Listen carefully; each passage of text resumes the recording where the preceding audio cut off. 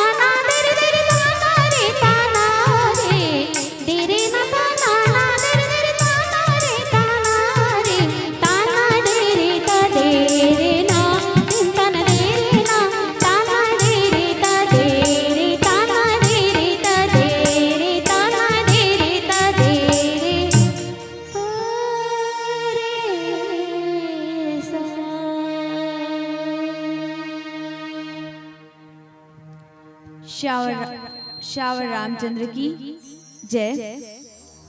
मानस प्रांगण में उपस्थित पिता तुल्य मेरे बड़े बुजुर्गों, ममतामयी, करुणामयी, वात्सल्यमयी माताओं, मेरे युवा भाइयों एवं बहनों, उपराशीन विद्वजन, मर्मज्ञ निर्णायक गण, मृदुभाषी उद्घोषक महोदय एवं इस आयोजन में प्रत्यक्ष एवं अप्रत्यक्ष रूप से कार्यरत समस्त सदस्यगण, आप सबके श्री चरणों में वैदेही बालिका मानस परिवार ग्राम तमोरा सादर शीश नमन प्रणाम निवेदित करती है। श्यावर रामचंद्र की जय। आदरणीय राम भक्तों, आज आपके ग्राम कन्हारपुरी में राम कथा का आयोजन हुआ है और इस प्रकार से ये आयोजन प्रत्येक गांव और शहरों में, या यह कहा जाए कि संपूर्ण भारत वर्ष में इस तरह का आयोजन होने लगा है। और ये आयोजन आज का ये जो धार्मिक आयोजन है, धर्म का आयोजन है, आज इतने प्रगाढ़ होते जा रहे हैं कि इतने तो द्वापर युग और त्रेता युग में भी नहीं होते थे। लेकिन फिर भी इसकी सार्थकता क्या है? हम इनसे, इस आयोजन से हम क्या सीखते हैं? इस आयोजन से हमें क्या सार्थकता नजर आती है? आदरणीय जनों, आज हम इतने धर्म के आयोजन कर रहे हैं, धार्मिक आयोजन कर रहे हैं, लेकिन फिर भी हम इतने अशांत क्यों हैं? हमारा मन व्याकुल क्यों है? तो वो इसलिए कि हम ये आयोजन तो करते हैं, लेकिन इनसे हम कुछ ना सीख करके हम आज जो चल रहा है एक मनोरंजन के रूप में इसको ले लेते हैं। तो आदरणीय राम भक्तों, हमें इसे मनोरंजन के रूप में ना लेकर के आत्मरंजन करनी चाहिए। भगवान की कथा को हमें सुन करके, उसमें विचार करके, उसे अपने जीवन में, आइए हम और आप मिल करके उसे अपने जीवन में उतारने का प्रयास करें, उसे अपने जीवन में आत्मसात करने का प्रयास करें। आदरणीय जनों, ये जो गोस्वामी तुलसीदास जी द्वारा रचित श्री रामचरितमानस ये हमारा आत्मदर्पण है। श्री रामचरितमानस ही हमें सिखाता है कि एक व्यक्ति को किस प्रकार से आचरण रखना चाहिए, किस प्रकार से अपना व्यवहार करना चाहिए। श्री रामचरितमानस ही हमें सिखाता है कि एक पुत्र और पिता को किस प्रकार से रहना चाहिए, एक माता को और एक पुत्र को किस प्रकार से व्यवहार करना चाहिए, एक पति और एक पत्नी के मध्य किस प्रकार से संबंध स्थापित होने चाहिए, एक सास और एक बहू को किस प्रकार से अपने मध्य समन्वय रखना चाहिए। आदरणीय राम भक्तों, ये श्री रामचरितमानस ही हमें सिखाता है। तो आइए हम अपने ये जो धर्म ग्रंथ है इसे अपने जीवन में उतारने का एक विनम्र सा प्रयास करें और आइए इसी तारतम्य में हम जाने, हम सीखे कि भैया भरत जी महाराज जो कि अवध के राजा हैं, कि एक राजा को भैया भरत जी महाराज के माध्यम से जानने का प्रयास करें कि एक राजा को, एक मुखिया को किस प्रकार से रहना चाहिए, हमारे समाज का मुखिया किस प्रकार से होना चाहिए। आइए आप और हम मिल करके इसे जानने का एक विनम्र सा प्रयास करें। श्यावर रामचंद्र की जय।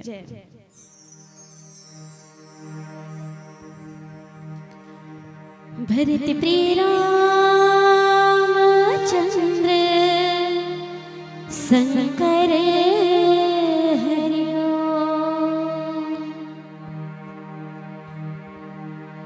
सुन सुन जोगिया रे बड़ा चरित हवे दुनिया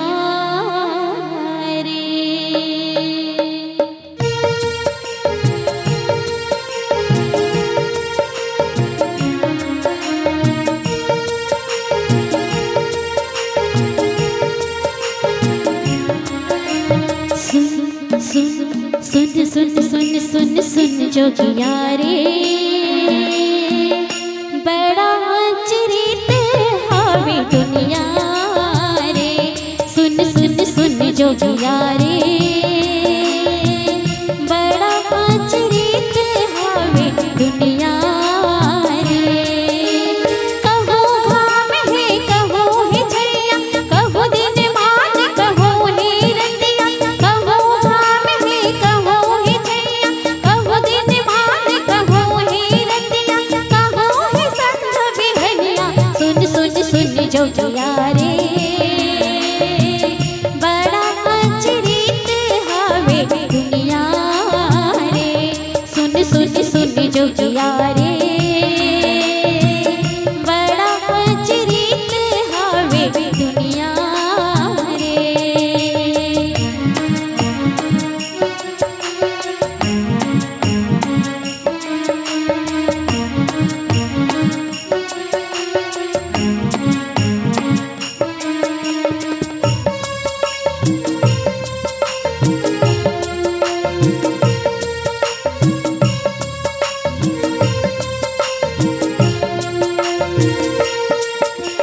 अजब गजब के मन खेजोगे, अजब गजब के सवागे, अजब गजब के रीति रिवाजे, अजब गजब सुर रागे।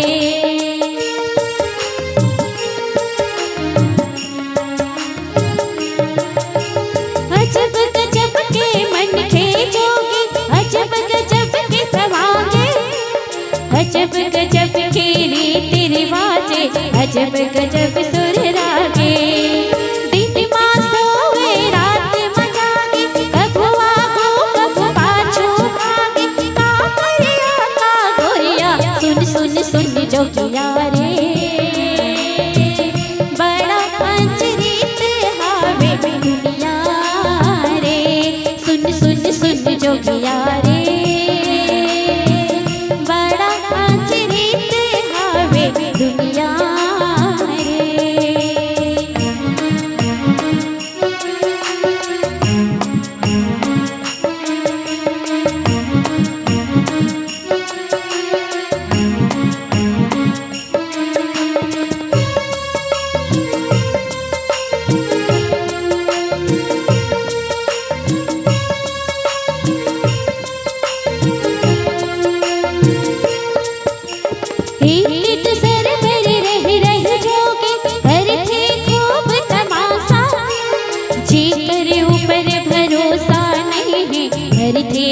ओकरे आशा।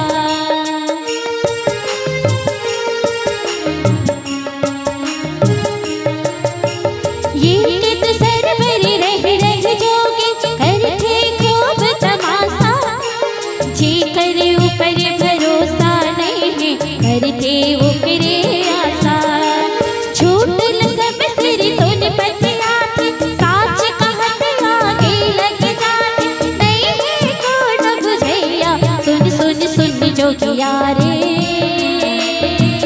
बड़ा पंचरीत हावे दुनिया रे। सुन सुन सुन जोगिया रे। बड़ा पंचरीत हावे दुनिया रे। कहो घाम है कहो है जैया कहो दिन मान कहो है रतिया। कहो घाम है कहो है जैया कहो दिन मान कहो है रतिया। कहो है संजा पहनिया सुन सुन सुन जोगिया रे। बड़ा पंचरीत हावे दुनिया रे। सुन सुन सुन जोगिया रे। बड़ा पंचरीत हावे दुनिया रे। सुन सुन सुन जोगिया रे। बड़ा पंचरीत हावे दुनिया रे। सुन सुन सुन जोगिया रे। बड़ा पंचरीत हावे दुनिया रे। लखन सिया राम चंद्र शंकर हरि ओम।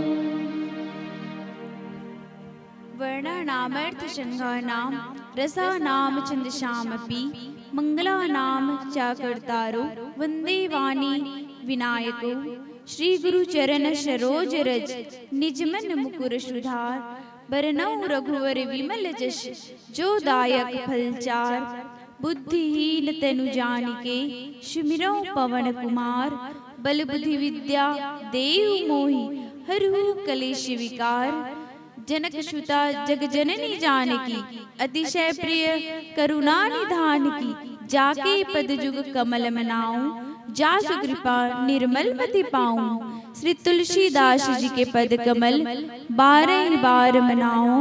गुण गाऊं श्री राम के हनुमत हो सहाय। जब लगी नभ में सूरज चमके गंग जमुन में पानी। तब तक अमर रहेगी तुलसी तेरी राम कहानी। तेरी राम कहानी श्यावर रामचंद्र की जय। उमापति महादेव की जय। पवन सुत हनुमान की जय। गोस्वामी श्री तुलसीदास जी की जय। आदरणीय जनों, भगवान की कथा अनंत है। हरि अनंत हरि कथा अनंता। इसको हम क्या कह पाएंगे, लेकिन हमारा एक विनम्र सा प्रयास भगवान की कथा नहीं, भगवान की कथा में कुछ चर्चा करने का।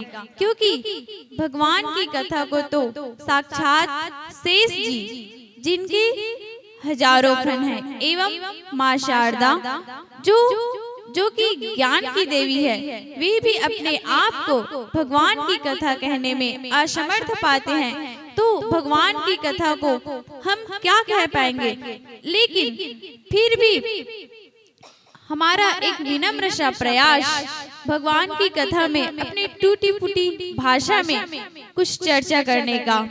आप सभी से आशीर्वाद की अपेक्षा रखते हुए मेरा आप सभी से एक विनम्र सा निवेदन है कि मैं अपनी गलतियों के लिए आप लोगों से क्षमा प्रार्थी हूँ। एवं मेरा एक और विनम्र सा निवेदन है कि आप मुझे मेरी गलतियों को बतलाएंगे एवं मेरा मार्गदर्शन करेंगे। श्यावर रामचंद्र की जय। आइए हम भगवान की कथा प्रसंग में कुछ चर्चा करें। कवि न हूँ मैं चतुर कहाऊं, मति अनुसार राम गुण गाऊं। इन्हीं भावनाओं को आत्मसात करते हुए आइए गोस्वामी श्री तुलसीदास जी द्वारा रचित कालजयी ग्रंथ श्री रामचरितमानस में वह पुष्प जिसको श्री गोसाई जी लिखते हैं, सप्तम सोपान उत्तरकांड दोहा क्रमांक 1 खा, बैठे देख कुशासन जटा मुकुट कृषगात, राम राम रघुपति जपत स्रवत नयन जलजात। गोस्वामी जी इसका शाब्दिक भाव बताते हुए लिखते हैं, हनुमान जी ने दुर्बल शरीर भरत जी को जटाओं का मुकुट बनाए, राम राम रघुपति जपते और कमल के समान नेत्रों से जल बहाते कुश के आसन पर बैठे देखा। आदरणीय जनों, भैया भरत जी महाराज अपने ननिहाल गए हुए हैं और प्रभु श्री रामचंद्र जी का वनवास हो चुका है।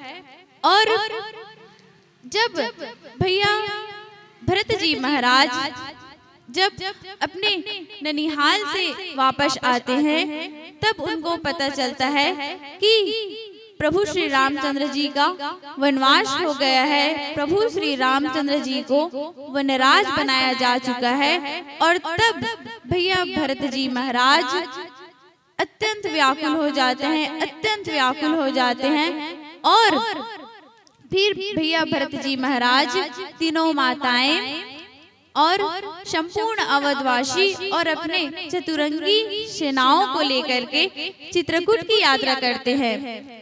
चित्रकूट में 4 सभा होती है, जिसमें एक सभा में भैया भरत जी महाराज प्रभु श्री रामचंद्र जी की चरण पादुका को मांगते हैं और कहते हैं कि भैया आपका ये 14 वर्ष का वनवास तो मैं सहन कर लूंगा, लेकिन आप इन 14 वर्षों के वनवास में एक दिन भी आने में देरी की, आपको 14 वर्ष में आने में एक क्षण भी विलंब हुआ तो मैं अपना प्राण त्याग दूंगा। आदरणीय जनों, अवधि यही है अवधेश वचनों की, अवधि यही है अवधेश अवध पद पाने की, अवधि यही है अवधेश अवध आने की, अवधि यही है अवधेश अवध ना आए तो मेरे प्राण जाने की। भैया भरत जी महाराज अत्यंत व्याकुल हो जाते हैं और कुश के और जमीन के नीचे गड्ढा खोद करके कुश के आसन पर बैठ करके अपने इंद्रियों को, अपने ध्यान को प्रभु श्री रामचंद्र जी के चरणों में समर्पित किए हुए हैं। और जिस प्रकार से भैया भरत जी महाराज व्याकुल हैं प्रभु श्री रामचंद्र जी से मिलने के लिए, उसी प्रकार से प्रभु श्री रामचंद्र जी भी अत्यंत व्याकुल है भैया भरत जी महाराज से मिलने के लिए, क्योंकि प्रभु श्री रामचंद्र जी जानते हैं कि अगर उन्होंने आने में विलंब कर दिया तो भैया भरत जी महाराज अपना प्राण त्याग देंगे। और इसी तारतम्य में प्रभु श्री रामचंद्र जी हनुमंत लाल जी को अवध में भेजते हैं कि आप जाइए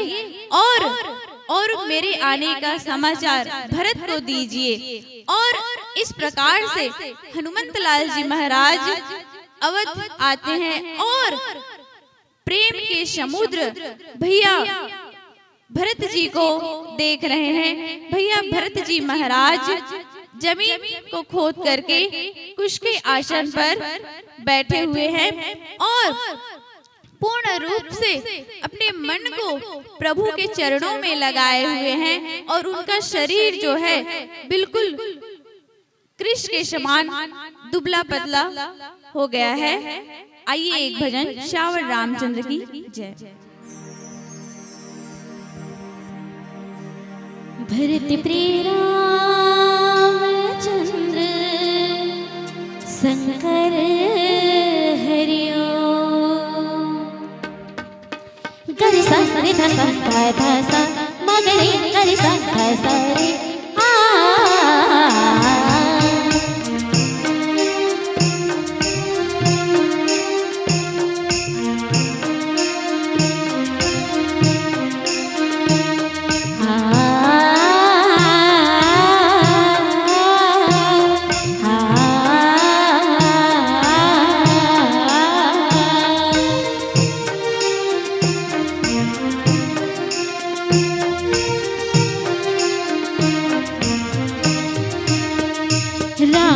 भजले सखी भजले जी सीताराम तुर तुर के जिन गाने हरि नाम कहना सीताराम भजले राम भजले सखी भजले जी सीताराम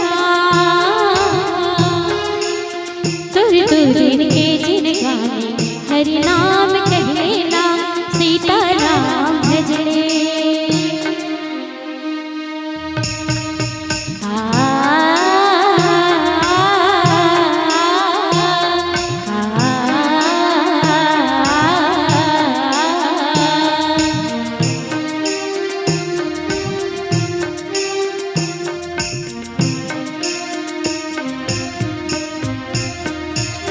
नहीं है भरोसा माटी के काया है दो दिन के मेला दो दिन के माया है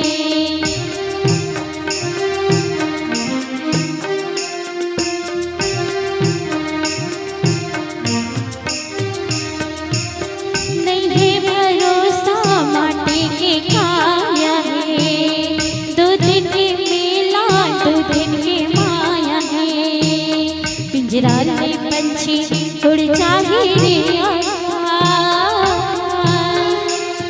तुर तुर के जिन गाने हरि नाम कहना सीताराम भजले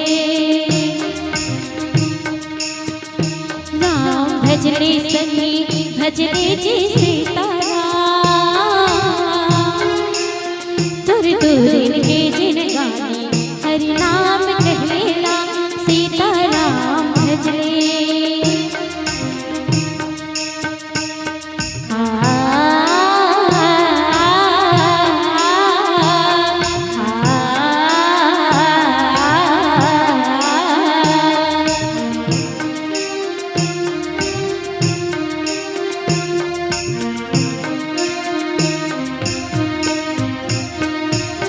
महलिया तारे बिसर जाहिना सासा के डोरी हट जाहिना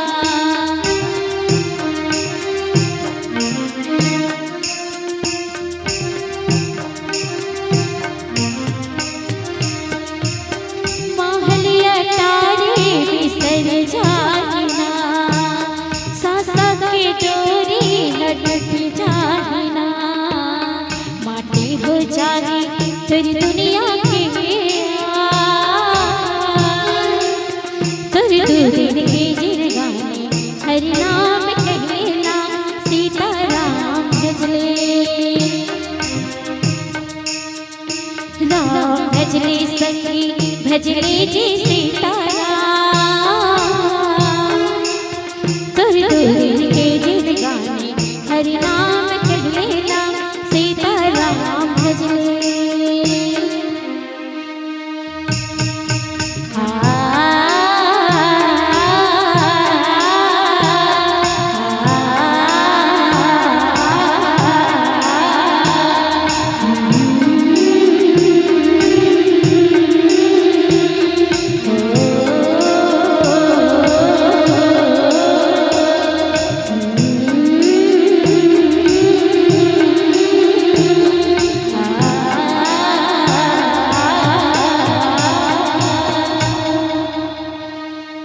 धरती प्रिय रामचंद्र शंकर हरि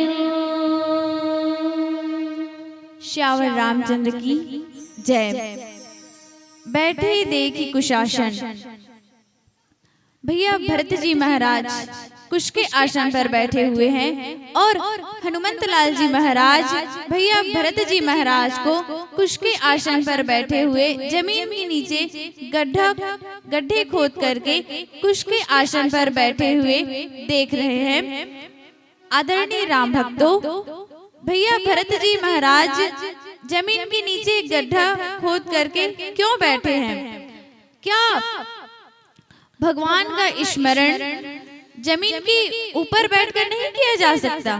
आदरणीय जनों, भगवान का स्मरण तो कहीं पर भी बैठकर किया जा सकता है, लेकिन भैया भरत जी महाराज विचार करते हैं कि इसी जमीन पर, इसी धरती पर, इसी भूमि में मेरे प्रभु वनवासी के वेश में बगैर चरण पादुका के चल रहे हैं, और मैं अपने इस पापी शरीर को उसी भूमि में किस प्रकार से बिठा सकता हूँ। आदरणीय जनों, भैया भरत जी महाराज अपने आप को प्रभु श्री रामचंद्र जी के वनवास जाने का कारण मानते हैं। इस प्रकार से भैया भरत जी महाराज विचार करते हैं कि मैं अपने उस शरीर को किस प्रकार से, जिस प्रकार से प्रभु उसी में बगैर चरण पादुका के वनवासी के वेश में चल रहे हैं, मैं अपने उस शरीर को किस प्रकार से वहां बिठा सकता हूँ। इस प्रकार से विचार करते हुए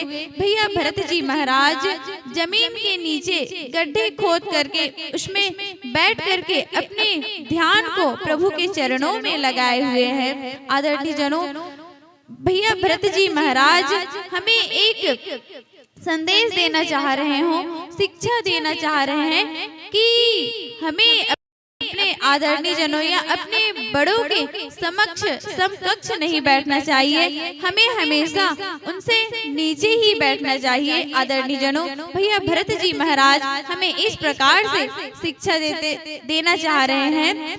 और आज हनुमंत लाल जी महाराज भैया भरत जी महाराज को देख रहे हैं, और भैया भरत जी महाराज भी हनुमंत लाल जी को देखते हैं। जब लंका के रणांगण में भैया लखन लाल जी को विघातने लग जाती है, और तब प्रभु श्री रामचंद्र जी के कहे अनुसार हनुमंत लाल जी महाराज भैया लखन लाल जी के लिए संजीवनी लेने के लिए धौलागिरी पर्वत जाते हैं, और तब उन्हें उस पर्वत पर जो संजीवनी है, जो दवाई है, वह समझ नहीं आता, और वे क्या करते हैं, उस संपूर्ण पर्वत को ही उठा करके आने लगते हैं। और किधर से आ रहे हैं, तो नंदी ग्राम की ओर से आ रहे हैं। और इस समय अवध का राजा कौन है, तो भैया भरत जी महाराज है। भैया भरत जी महाराज अवध के राजा हैं। अवध के संपूर्ण वासी, संपूर्ण प्रजागण रात्रि में विश्राम कर रहे हैं, आराम कर रहे हैं, और भैया भरत जी महाराज उनकी रक्षा में तत्पर खड़े हुए हैं अवध की सीमा में। और जब हनुमंत लाल जी महाराज नंदी ग्राम की ओर से संजीवनी लेकर के आते हैं, धौलागिरी पर्वत को उठा करके आते हैं, तो भैया भरत जी महाराज देखा भरत विशाल अति निशिचर मन अनुमानी। भैया भरत जी महाराज निशिचर के अनुमान से भैया भरत जी महाराज को लगता है कि ये कहीं राक्षस गण या कोई शत्रु तो नहीं है जो अवध में हमला करने के लिए आ रहे हैं। तो इस प्रकार से उन्हें देखते हैं। आदरणीय जनों, भैया भरत जी महाराज कुश के आसन पर बैठे हुए हैं। तो ये कुश का आसन होता क्या है, तो ये जो कुश है वे एक प्रकार का घास ही है। यदि हम कुश को स्पर्श करें या कहीं स्पर्श हो जाए तो उससे हमारी त्वचा जो है कटने का डर रहता है। तो कुश एक प्रकार का घास है जिसमें ऋषि मुनि महात्मा जो है वे उसमें बैठ करके तपस्या करते हैं। आदरणीय जनों, आसन में 4 आसन होते हैं, कुशासन, मृगासन, बरासन और सिंहासन। और ये जो 4 प्रकार के जो आसन है वे ज्ञान, भक्ति, वैराग्य और कर्म का आसन है। आदरणीय जनों, वैराग्य के आसन में, मृग के आसन में वैराग्य बैठता है, भक्ति कुश के आसन में बैठती है, और ये जो ज्ञान का आसन है वो बरासन है, और कर्म का आसन सिंहासन है। आदरणीय जनों, भैया भरत जी महाराज कुश के आसन पर बैठे हैं, कुशासन पर बैठे हुए हैं। और भैया भरत जी महाराज कौन है? तो वे अवध के राजा है। तो क्या राजा को कुशासन में बैठना चाहिए कि सुशासन में बैठना चाहिए? तो आदरणीय जनों, भैया भरत जी महाराज कभी भी सुखासन में नहीं बैठे। भैया भरत जी महाराज जो है कुश के आसन पर बैठे हुए हैं। और भैया भरत जी महाराज क्यों कुश के आसन पर बैठे हुए हैं? तो भैया भरत जी महाराज विचार करते हैं कि मेरे भैया, मेरे प्रभु वनवासी के वेश में बगैर चरण पादुका के वनों में विचरण कर रहे हैं, वनों में निवास कर रहे हैं, और मैं सुखासन में बैठूं, मैं अयोध्या के राज सिंहासन में बैठूं, तो क्या यह शोभा देने वाली बात है?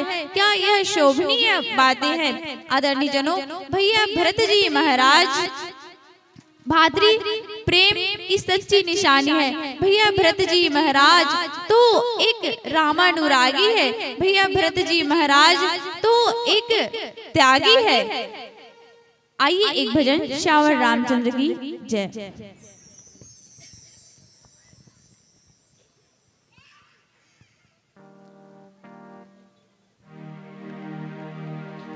भरत प्रिय राम चंद्र शंकर हरि ओम।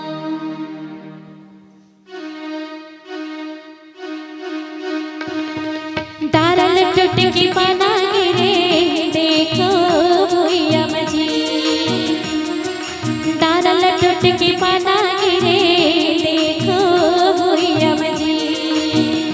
डरा होगे सुनाना निपाना के बिना ना, डरा होगे सुनाना निपाना के बिना ना।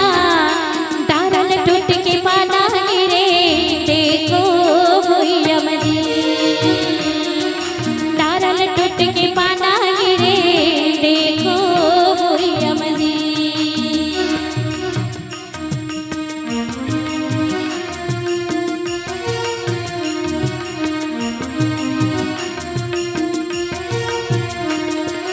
नहीं आवे बरड़ा तुझको पानी बदल नहीं आवे जी, पानी बदल नहीं आवे जी।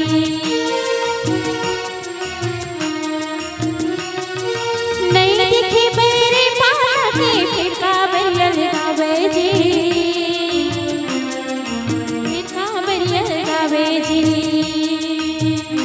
इलाको ना जानो ना मोला देह बताए ना, इलाको ना जानो ना मोला देह बताए ना। दारल टूट के पाना गिरे देखो यम जी, दारल टूट के पाना गिरे देखो यम जी।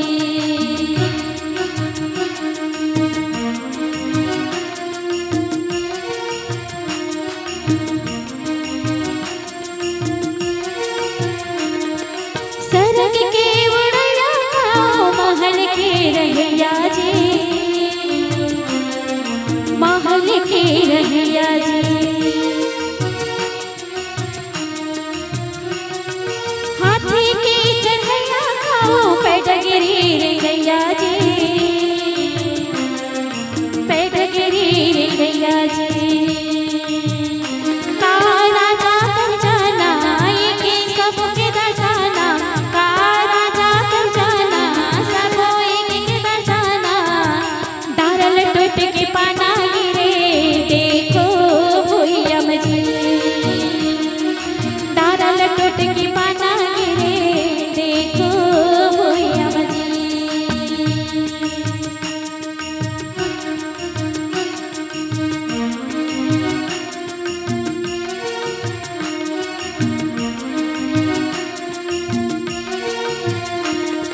सब पता के डरे हमें के झंडे हाथे मजे,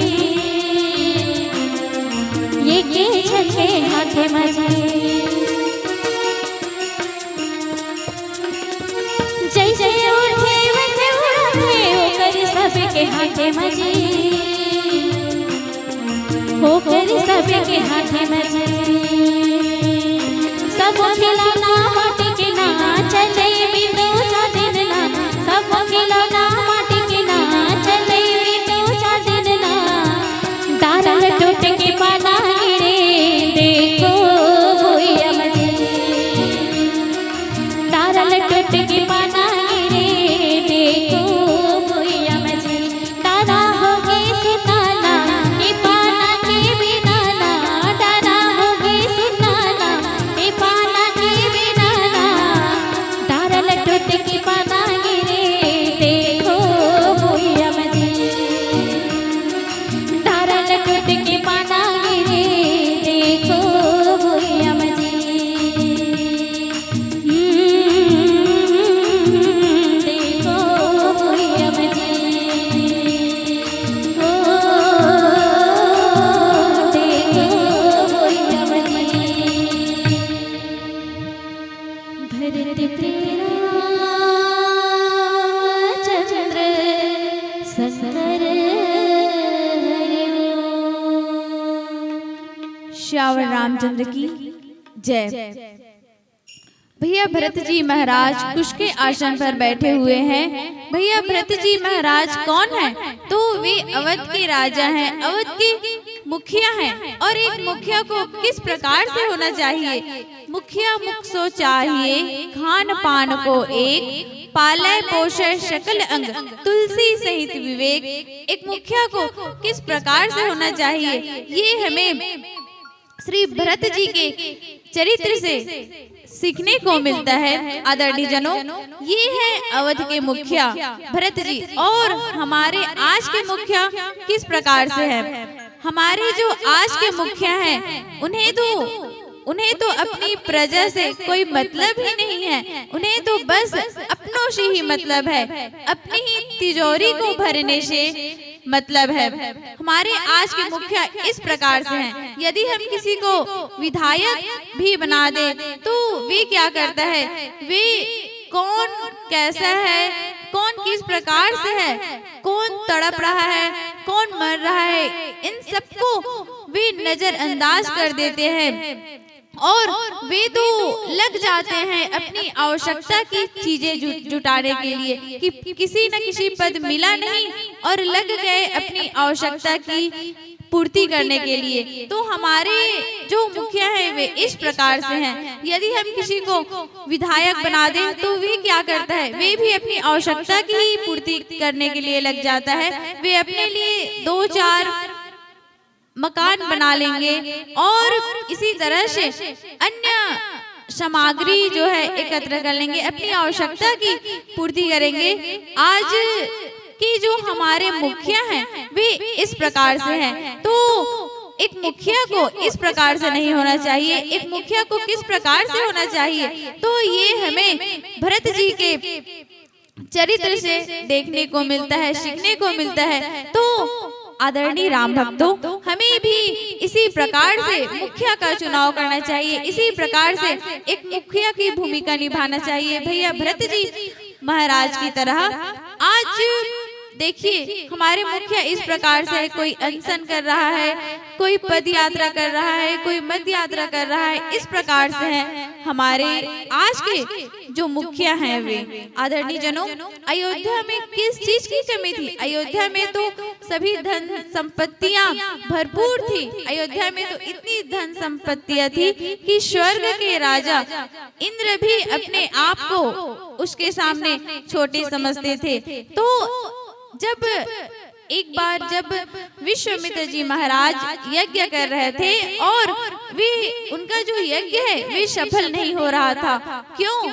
क्योंकि जो राक्षस गण हैं वे उनकी यज्ञ को ध्वंस कर रहे थे, उनके यज्ञ को सफल होने नहीं दे रहे थे। तो विश्वामित्र जी महाराज दशरथ जी के पास आते हैं और उनके दोनों पुत्र प्रभु श्री रामचंद्र जी और भैया लखनलाल जी को मांगते हैं। और महाराज दशरथ जी बोले कि विश्वामित्र जी बोले कि मुझे आपके दोनों पुत्र चाहिए। तो महाराज दशरथ जी ने उनको पूछा कि महाराज वो क्यों? तो विश्वामित्र जी महाराज ने उन्हें सारी घटनाक्रम जो है बताई कि राक्षस जो है मुझे यज्ञ सफल करने नहीं दे रहे हैं, मेरे यज्ञ में बाधा डाल रहे हैं। तो इस प्रकार से महाराज दशरथ जी ने अपने दोनों पुत्र को विश्वामित्र जी महाराज को दे दिए उनकी यज्ञ की रक्षा के लिए। और जब वे चलने लगे तो महाराज दशरथ जी बोले कि महाराज अयोध्या में किस चीज की कमी है? अयोध्या में घोड़े हैं, हाथी है, रथ है। आप कहे तो मैं इन दोनों को आपके आश्रम तक छोड़ आता हूँ। तो आदरणीय जनों, विश्वामित्र जी महाराज ने महाराज दशरथ जी को ऐसा करने से मना कर दिया। तो बोले क्यों? क्योंकि महाराज दशरथ जी जानते थे कि इनका कल्याण, महाराज विश्वामित्र जी बोले कि पैदल चलने में ही इनका कल्याण है। और आदरणीय जनों, आगे चलकर आप सभी सर्वविदित है कि प्रभु श्री रामचंद्र जी को 14 वर्ष का वनवास हो जाता है और उन्हें अपने संपूर्ण जीवन पैदल चलकर ही व्यतीत करना होता है। आइए एक भजन श्यावर रामचंद्र की जय।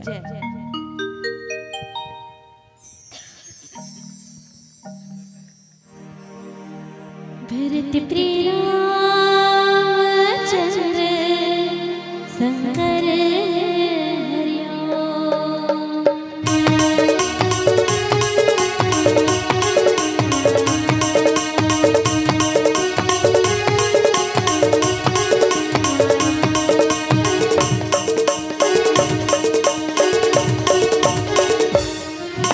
हो रे हो तुम घर आया हरि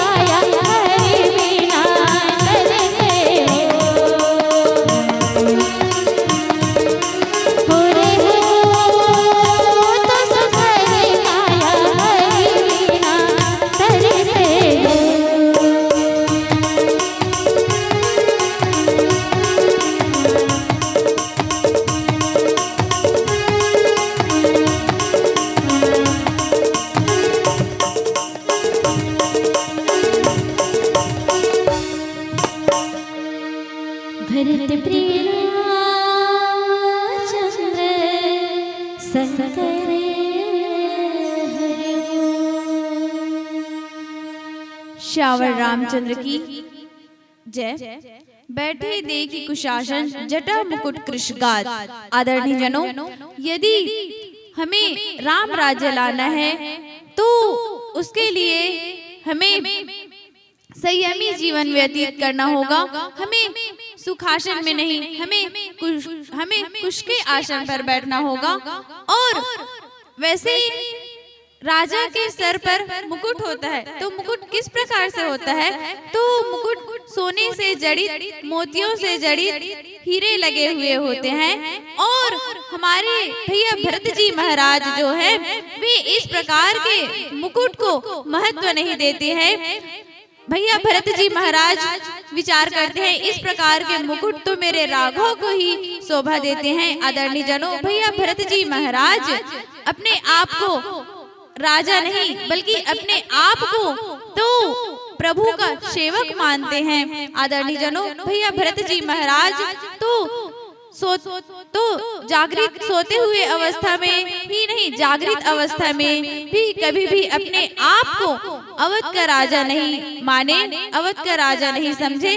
वे तो प्रभु श्री रामचंद्र ही नहीं, भैया भरत जी महाराज तो अपने आप को संपूर्ण अयोध्या के सेवक समझते हैं। जटा मुकुट कृषगाद। आदरणीय जनों, भैया भरत जी महाराज इस प्रकार से कुश के आसन पर बैठे हुए हैं और अत्यंत व्याकुल हो गए हैं, अत्यंत व्याकुल हो रहे हैं, क्योंकि आज वह 14 वर्ष पूर्ण होने के पश्चात आज वह दिन आ गया है, आज वह अनोखा दिन है और आज वह क्षण है जिसमें प्रभु श्री रामचंद्र जी अपने वनवास को काट करके वापस आने वाले हैं। और उन्हीं की राह देखते हुए संपूर्ण 14 वर्ष प्रभु श्री रामचंद्र जी जो है अपनी देह गेह की सुधि को भूल गए हैं और प्रभु श्री रामचंद्र जी को ही स्मरण कर रहे हैं। जटा मुकुट कृषगाद। और इस प्रकार से प्रभु भैया भरत जी महाराज अपने ध्यान को प्रभु श्री रामचंद्र जी के चरणों में लगाए हुए हैं और उनके सिर के जो बाल हैं वे जटा के रूप में परिवर्तित हो गए हैं और उनका जो शरीर है वे जटा मुकुट कृषगाद, वे कृष के समान हो गया है, तिनके के समान हो गया है। आदरणीय जनों, वैसे जटा कब बनता है? तो जटा हम यदि अपने बालों की देख रेख ना करें या किसी विटामिन या प्रोटीन की कमी हो तो भी हमारे जो सिर के बाल हैं वे जटा के रूप में परिवर्तित हो जाते हैं। लेकिन आज भैया भरत जी के जो सिर के बाल हैं वे जटा के रूप में परिवर्तित हो गए हैं और वे इसलिए कि भैया भरत जी महाराज जो अपने मन को प्रभु श्री रामचंद्र जी के चरणों में समर्पित कर दिए हैं, चरणों में लगाए हुए हैं और इसलिए उनके जो सिर के बाल हैं वे जटा के रूप में परिवर्तित हो जाते हैं। आदरणीय जनों, हमारे मानस में प्रभु श्री रामचंद्र जी ने और भैया लखनलाल जी ने भी अपनी जटा बनाए हैं, लेकिन उनका जो जटा है वे अपने आप नहीं बने हैं, उनकी जो जटा है वे बनाए हुए हैं। जब प्रभु श्री रामचंद्र जी का वनवास होता है तो वे वनवासी के वेश में, तपस्वी के वेश में रहते हैं और वट वृक्ष से दूध मंगा करके अपनी जटा बनाते हैं। लेकिन यहाँ भैया भरत जी महाराज के जो सिर के बाल हैं वे बनाए हुए जटा नहीं है, वे स्वतः बनी हुई जटाएं हैं। वैसे ये जटा क्या करती है? तो ये जब हमारे सिर में जो जटा बन जाते हैं तब हमारी इंद्रियां जो है वे एकाग्रचित हो जाती है और हमारे ध्यान को लगाती है। तो भैया भरत जी महाराज के जो सर के बाल हैं वे जटा के रूप में परिवर्तित हो गए हैं और उनका जो शरीर है वे बिल्कुल कृष्ण के समान, तिनके के समान दुबले पतले हो गए हैं। और आदरणीय जनों, यदि हम सुंदरकांड में यदि देखें तो माँ श्री जगत जननी माँ वैदेही के जो बाल हैं वे भी जटा के रूप में परिवर्तित हो गए हैं। कृष्ण शीस जटा एक वेणी। माँ जगत जननी जानकी जो लंका में है, अशोक वाटिका में अशोक वृक्ष के नीचे बैठ करके वे भी अपने जो भगवान की विरह में भगवान को याद करते हुए अपने जो ध्यान को भगवान के श्री चरणों में लगाई हुई है और वे भी अत्यंत व्याकुल हो गई है भगवान की प्रतीक्षा करते करते कि भगवान कब आएंगे। इस प्रकार से माँ जानकी जी भी अपने मन को भगवान के चरणों में समर्पित कर दिए हैं, भगवान के चरणों में लगाए हुए हैं और उनका जो सिर के जो बाल हैं वे भी जटा के रूप में परिवर्तित हो गए हैं। कृष्ण शीश जटा एक वेणी।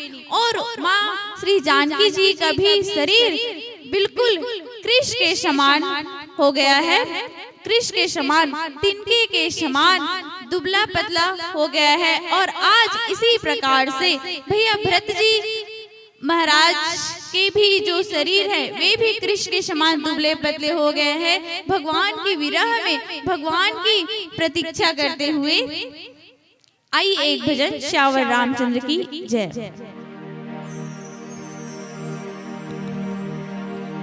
भरत प्रिय रामचंद्र शंकर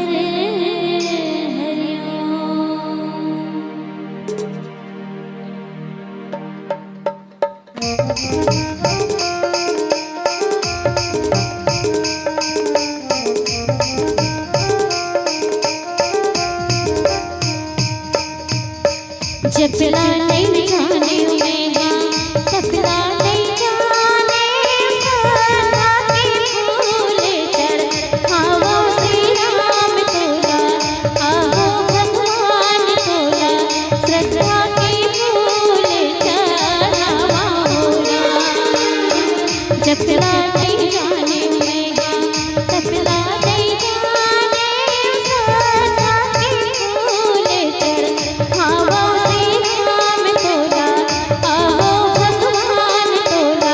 श्रद्धा के फूल चढ़ावा होगा।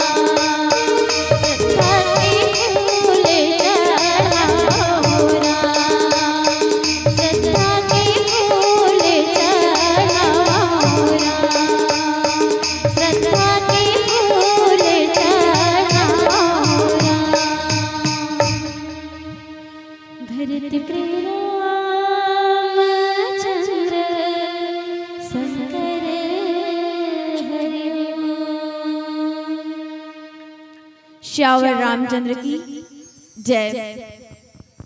भैया भरत जी महाराज अत्यंत व्याकुल हो गए हैं और अत्यंत व्याकुल हो गए हैं। उनके सर के जो बाल हैं वे जटा के रूप में परिवर्तित हो गए हैं और उनका जो शरीर है वे बिल्कुल कृष के समान दुबले पतले हो गए हैं। और भैया भरत जी महाराज राम राम रघुपति जपत, और भैया भरत जी महाराज जो है अपने मन को, अपने ध्यान को, जिन चरणों को शिवशन कादिक सुरनर मुनि ध्यान लगाते हैं, जिन चरणों की लीला महिमा नारद सारद मिल गाते हैं, जिन चरणों से कलिमल नाशक निकली गंगा धारा है, जिन चरणों ने गौतम की नारी अहल्या को निस्तारा है, जिन चरणों को भाई भरत श्रद्धा से पूजा करते हैं, जिन चरणों को अंजनी नंदन आदर से देखा करते हैं, और आज उन्हीं चरणों में भैया भरत जी महाराज जो है अपने मन को लगाए हुए हैं। राम राम रघुपति जपत स्रवत नयन जलजात। इस प्रकार से भैया भरत जी महाराज अपने मन को प्रभु श्री रामचंद्र जी के चरणों में लगाए हुए हैं और प्रभु श्री रामचंद्र जी की माला का ही जाप कर रहे हैं और स्रवत नयन जलजात। और इस प्रकार से भैया भरत जी महाराज के जो आंख से अश्रु बिंदु टपक रहे हैं और भैया भरत जी महाराज को इस अवस्था में हनुमंत लाल जी महाराज जो है देख रहे हैं। इस प्रकार से भैया भरत जी महाराज की आंखों से अश्रु बिंदु टपक रहे हैं। आदरणीय राम भक्तों, हम इस आंसू को सुख के आंसू भी कह सकते हैं और दुख के आंसू भी कह सकते हैं। और तो दुख का आंसू इस प्रकार से कि प्रभु श्री रामचंद्र जी का वनवास अब समाप्त हो गया और आज वह दिन, वह क्षण आ गए हैं जिसमें प्रभु श्री रामचंद्र जी वापस आने वाले हैं। लेकिन प्रभु श्री रामचंद्र जी के आने का अभी तक भैया भरत जी महाराज को कोई समाचार नहीं मिला है। भैया भरत जी महाराज को अभी तक कोई भी समाचार प्राप्त नहीं हो पाया है कि प्रभु श्री रामचंद्र जी आने वाले हैं। इस प्रकार से भैया भरत जी महाराज यदि प्रभु श्री रामचंद्र जी नहीं आएंगे तो वे अपना प्राण जो है त्याग देंगे। इस प्रकार से भैया भरत जी महाराज जो है व्याकुल हो गए हैं, चिंतित हो गए हैं कि प्रभु आने ही वाले हैं और कुछ क्षण ही बचे हैं, लेकिन अभी तक प्रभु आ क्यों नहीं रहे हैं। इस प्रकार से भैया भरत जी महाराज विचार कर रहे हैं और हम भैया भरत जी महाराज के आंसुओं को सुख का आंसू, खुशी के आंसू भी कह सकते हैं, क्योंकि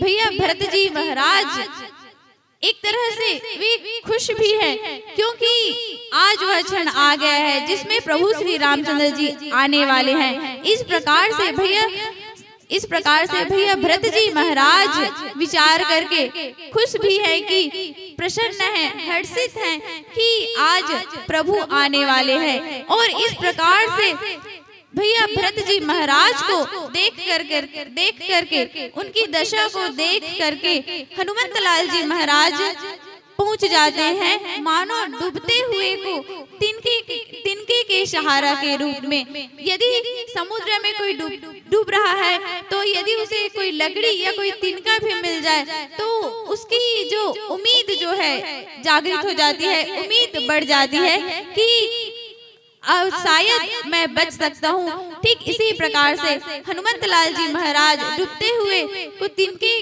के सहारा के रूप में आते हैं और यदि किसी प्यासे व्यक्ति को हम यदि पानी पिला दें तो उनमें भी एक नई उम्मीद जागृत हो जाती है, मानो उनको भी एक नया जीवन दान मिल जाता है। इसी प्रकार से भैया भरत जी महाराज इस प्रकार से प्रभु के चरणों में अपने मन को लगाए हुए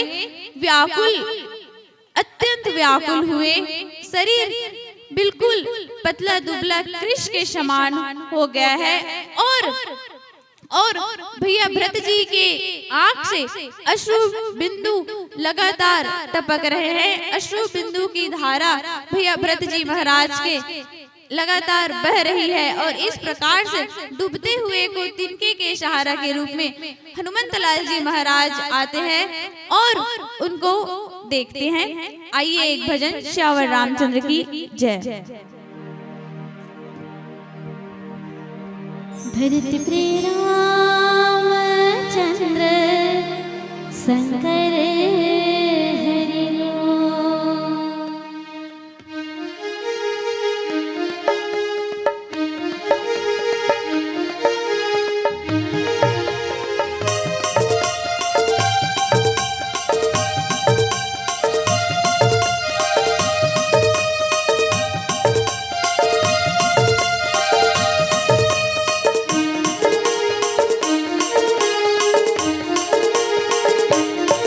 संगवारी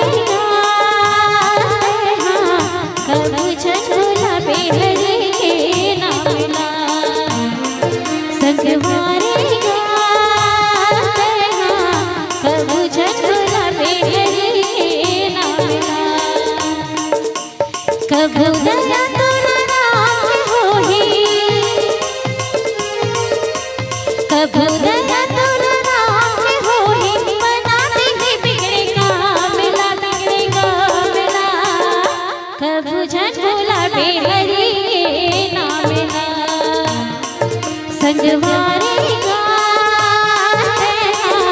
कब झूला पे हरि के नामला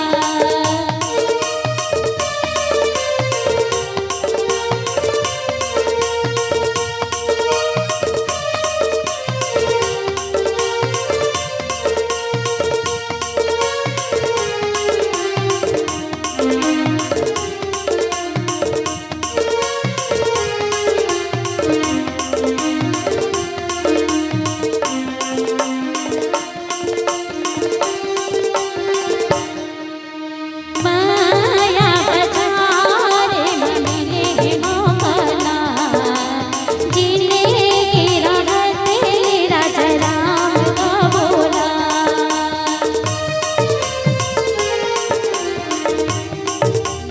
माया बजारे मिले मोहना जिले गिरा तेरा जराम का बोला प्रभु भक्ति के रंग बरंगे प्रभु भक्ति के रंग बरंगे हो जावे स्वर्ग धाम कब झूला पे हरि के नामला संगवारी कब झूला पे हरि के नामला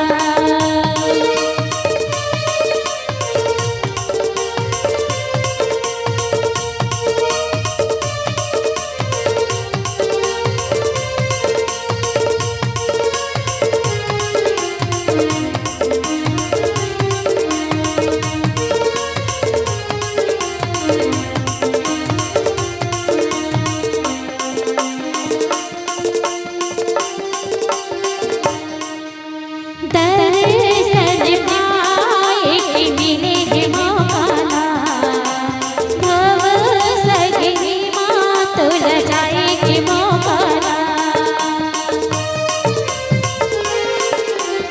दर्शन पाए कि मिले मोहना भव सगरी मात लजाए कि मोहना हरि भक्ति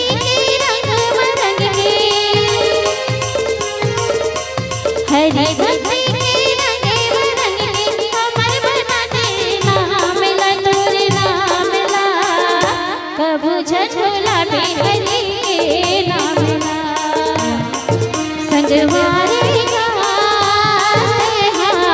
कब झूला पे हरि के नामला संगवारी कब झूला पे हरि के नामला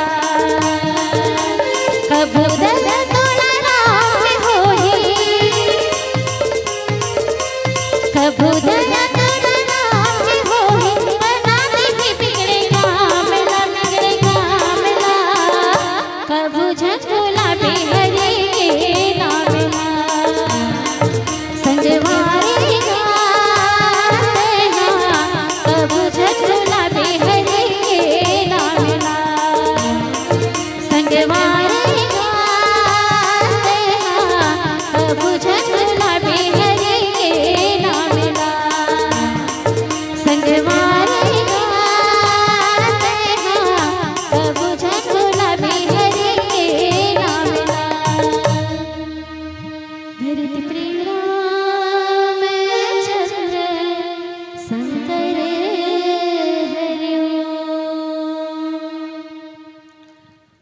श्यावर रामचंद्र की जय। आदरणीय जनों, हनुमंत लाल जी महाराज जो हैं भैया भरत जी महाराज को इस अवस्था में देख रहे हैं कि वे जो है अपने मन को संपूर्ण रूप से प्रभु के चरणों में समर्पित कर दिए हैं और प्रभु की ही माला का जाप कर रहे हैं। और उनका शरीर जो है कृष के समान, तिनके के समान बिल्कुल दुबला पतला सा हो गया है और उनके आंखों से निरंतर अश्रु बिंदु टपक रहे हैं। इस प्रकार से हनुमंत लाल जी महाराज भैया भरत जी महाराज को देखते हुए देखत हनुमान अति हर्षेउ पुलक गाद लोचन जल बरसेउ महा महा बहुत भांति सुखमानी बोले श्रवण सुधा समबानी। इस प्रकार से हनुमंत लाल जी महाराज जो हैं भैया भरत जी महाराज को देख रहे हैं और अपने मन में अत्यंत हर्षित हो रहे हैं, अत्यंत प्रसन्न हो रहे हैं और उनको एक शुभ समय जानकर, एक दशा जान करके उनको वह समाचार देते हैं। क्यों? हनुमंत लाल जी महाराज ने भैया भरत जी महाराज को देखते ही उनको यह समाचार क्यों नहीं दिया? क्योंकि आदरणीय जनों, यदि कोई अत्यंत दुखी हो और कोई अत्यंत खुश में हो, प्रसन्न हो, तो भी हम किसी को कोई भी बात आसानी से नहीं बता सकते, उसके समक्ष कोई भी बात आसानी से नहीं रख सकते। क्योंकि अगर कोई भी व्यक्ति अचानक से कुछ भी बात को सुन लेता है तो वे उसके अनुसार से कभी उसकी मृत्यु भी हो जाती है या कभी और कुछ हो जाता है, चाहे वो अत्यंत प्रसन्न रहे, चाहे वे अत्यंत दुखी रहे। तो हमें किसी भी बात को एक उचित समय दिशा जान करके ही किसी से कहना चाहिए और इसी को पालन करते हुए, इसी ऐसी ही सोच रखते हुए हनुमंत लाल जी महाराज ने भैया भरत जी महाराज को एक अच्छा समय, एक अच्छे से दिशा जान करके बतलाए। जासु विरह सोची दिन राति रटहु निरंतर गुनगन पाती रघुकुल तिलक सुजन सुख दाता आयु कुशल देव मुनि त्राता। इस प्रकार से हनुमंत लाल जी महाराज जो हैं भैया भरत जी महाराज को बताते हैं कि जिनके विरह में प्रभु श्री रामचंद्र जी के विरह में आप दिन रात सोच रहे थे, दिन रात उसकी माला जप रहे थे। वे आ रहे हैं, वे राक्षसों का ध्वंस करके वे मां श्री जानकी सहित प्रभु श्री रामचंद्र जी आ रहे हैं। और इस प्रकार से हनुमंत लाल जी के कहते ही भैया भरत जी को मानो एक प्यासा आदमी को अमृत के समान प्यास के दुख को भूल जाए, एक प्यासा आदमी जिसको अमृत के समान पानी मिल जाए और अपने सारे दुखों को भूल जाए। इस प्रकार से भैया भरत जी महाराज अत्यंत हर्षित हो जाते हैं। राम राम रघुपति जपत स्रवत नयन जलजात। आइए इन्हीं भावनाओं के साथ आप सभी से आज्ञा, एक भजन के पश्चात श्यावर रामचंद्र की जय।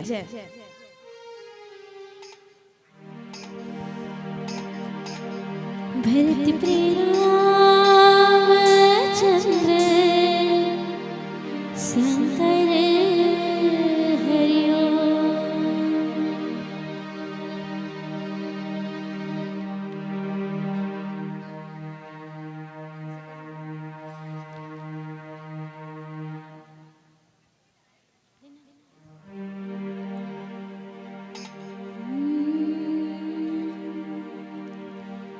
ज़माने में कहाँ टूटे हम,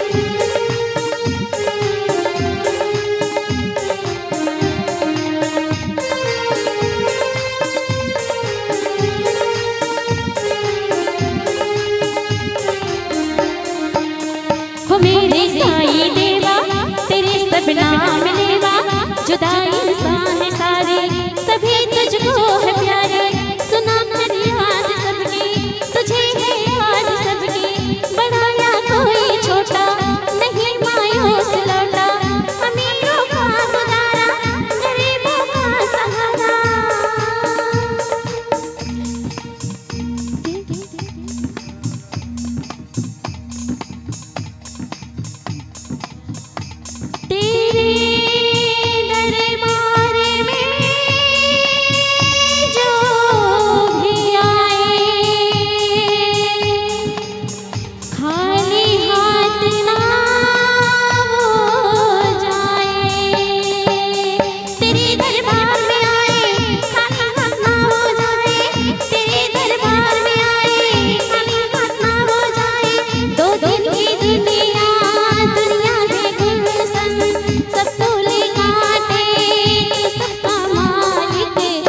सिरडी वाले साईं बाबा आया है तेरे दर पे कवाले।